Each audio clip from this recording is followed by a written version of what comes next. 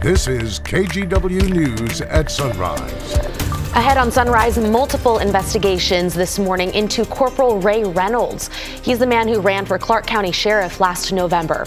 Coming up, why he has now been placed on leave and what internal investigations have found.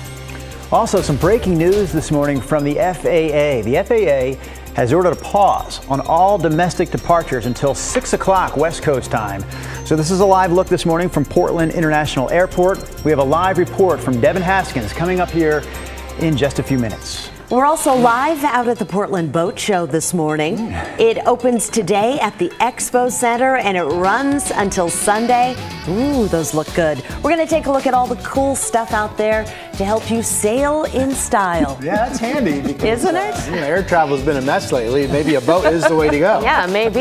Hey, thank you so much for waking up with us on this, Wednesday morning. We're Wednesday. halfway through. Hope you're doing well. We're doing okay. Rod, Yeah. what's it like this morning outside? Pretty nice morning. We had a little bit of light rain overnight, so the roadways in your neighborhood may be wet, but we think once the sun comes up, the daytime hours this morning will be dry. Here's the radar showing what has mostly been light showers pushing north away from us. And again, expecting to get into some dry weather this morning.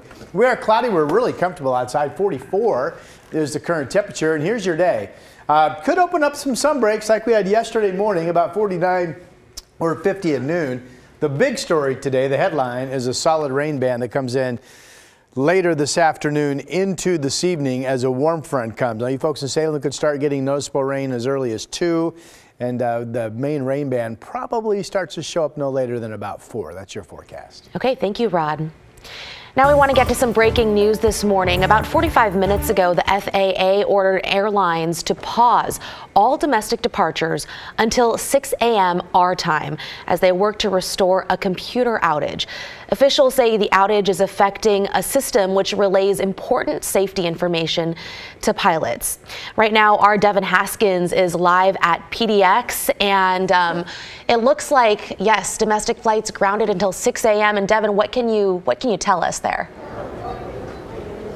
Right now, it looks to be, operations as normal if you were to walk in and see this.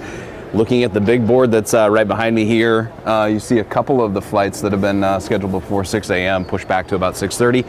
Others have been listed as on time, but with that NOTAMs flight, that NOTAM system that pilots rely on, having a little delay, across the country. But right now, very little impact here at PDX. Hoping to learn more information as the morning goes on, so we'll send it back to you guys. Okay, Devin, thank you so much. We'll keep tabs on what is going on there. Again, domestic flights grounded until 6 a.m., computer outage at the FAA, the cause. At this point, no timeline for restoration, and across the country, a little over 1,200 delays with over 100 cancellations. We'll keep you updated as this situation develops. All right, let's get to our top local story this morning. It's the investigation, in fact, several investigations into a Vancouver police officer who made an unsuccessful bid for Clark County Sheriff last year. Corporal Ray Reynolds was placed on leave 3 weeks ago. KGW's Alma McCarty walks us through what we've learned so far about these investigations. The Vancouver Police Department placed Corporal Ray Reynolds on administrative leave pending the outcome of 4 open internal investigations, each pertaining to a different incident. The first investigation dates back to September 8, 2022. VPD looking into possible violations of the employee's speech, expression, and social networking policy and oath of office. The second investigation from October 24th deals with those policies plus the city's standards of conduct policy. The final 2 investigations, stemming from 2 separate incidents on December 20th, pertain to possible standards of conduct violations along with use of force and restraints. A spokesperson for the city of Vancouver confirmed to KGW that Corporal Reynolds was placed on leave on December 21st, but declined to go into further detail due to the active investigations. Last year, Reynolds campaigned to become Clark County Sheriff, touting his 37 years in law enforcement. He made it through the primary in the top 2, but was ultimately unsuccessful, losing the November election to John Horch. OPB reporting one of the 4 investigations is tied to a podcast appearance during Reynolds' run for sheriff, one where he was asked this about members of the LGBTQ plus communities. They're like some sort of like obscenity laws or that are on the books that can already regulate kind of the current trans push, not just on kids drag shows, but kind of even just the current trans push. We do have those laws, exposure laws, indecent liberties. All of those things are laws that we have on the books right now that can be prosecuted. An answer that sparked a Change.org petition calling for Reynolds to be fired, one that more than 1,400 people have signed. We've reached out to Reynolds via email and through 2 Facebook pages for a response, but we haven't heard back. We've also asked the Vancouver Police Officers Guild, the union, for comment. Alma McCarty, KGW News.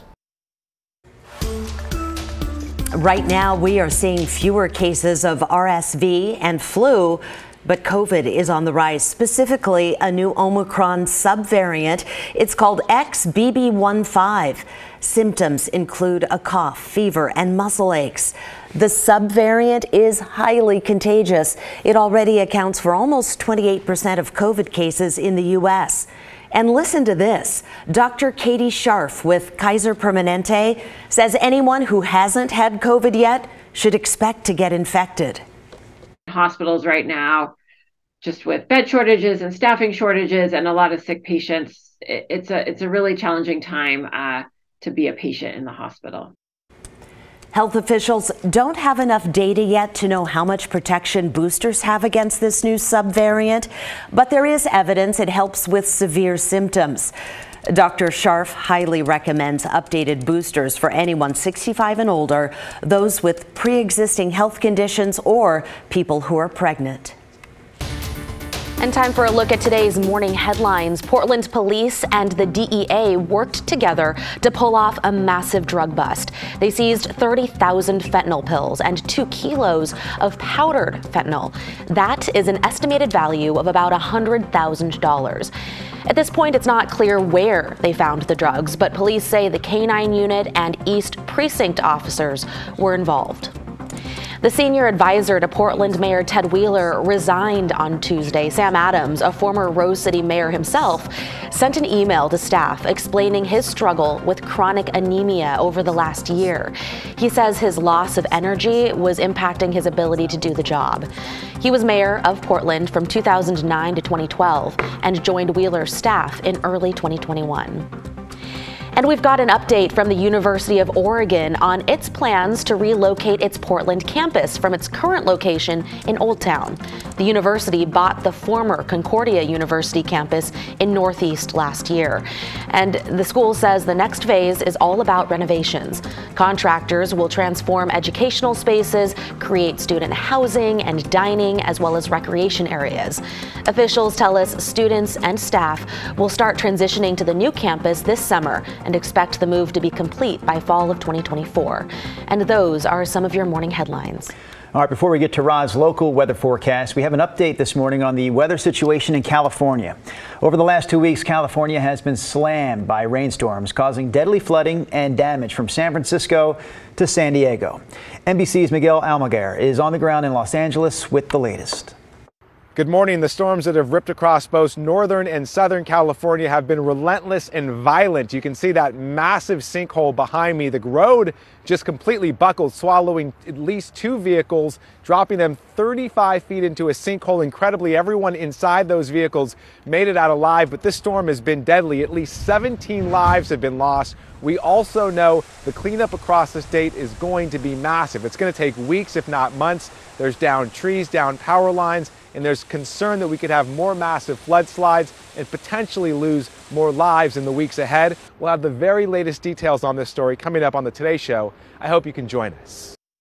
I'm telling you, I mean, it's been so many days. It's got to be right around 2 weeks at least that this has been pounding. Now in the second week. So let's go to the satellite picture and talk about what's happening with all this. So here's the latest flow of moisture. This is the jet stream. This is an atmospheric river, elongated area of moisture. Notice how it's just streaming right in to San Francisco. So this overall pattern is now in its second week. It doesn't mean it's raining every single second, but it does drive storm after storm after storm. At times the storms have been more in Southern California. Today they're going to be more up here into Northern California. And interesting is that this low is the driver of our weather as well. The difference is they get the jet stream flow of moisture and we have not. That, by the way, will be changing a little bit here coming up. Here's Futurecast today, 12:30. They have more wind warnings and of course, widespread flood warnings for river flooding at this point, especially up in the Northern California, and warnings for heavy snow continuing up into the Sierra today. Of course, the snowpack is terrific news. Here's tomorrow. Tomorrow they get a bit of a break, and notice where the moisture starts to go. It starts to channel northward, up into our area. Now, we're not going to get what they had in California. We expect no storm warnings, watches, nothing, just a good shot of rain coming in later today through the day tomorrow. Here's our local Futurecast. We've had some light rain showers overnight. They're pushing north away from us. So we'll get into a dry daytime morning and maybe even open up some sun.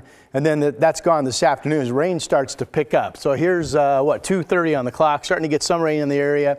Here's the main rain band with a warm front that will come in tonight. This is 6 p.m. Could be earlier than that.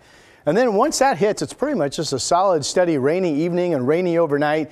And occasional shots of rain, heavy at times, will be continuing during the day tomorrow. So how much are we talking about? Well, forecast models give us about an inch in Lincoln City, 7/10 in Salem, a little bit more in Corvallis, about 6/10 in Portland. And if anything, I think these rainfall totals could be too low. We could be getting a little bit more. But again, no concerns, just a good shot of rainfall coming into us. 48 in Salem, currently 44 in Portland. So again, we are very, very comfortable out the door. Once we get through tomorrow, today 50, tomorrow 53, the rest of these days just kind of rain at times or showery weather. Mild temps, 56 Friday, maybe a little bit cooler going into Sunday and the Monday holiday for Dr. Martin Luther King Jr. Day. That's your forecast.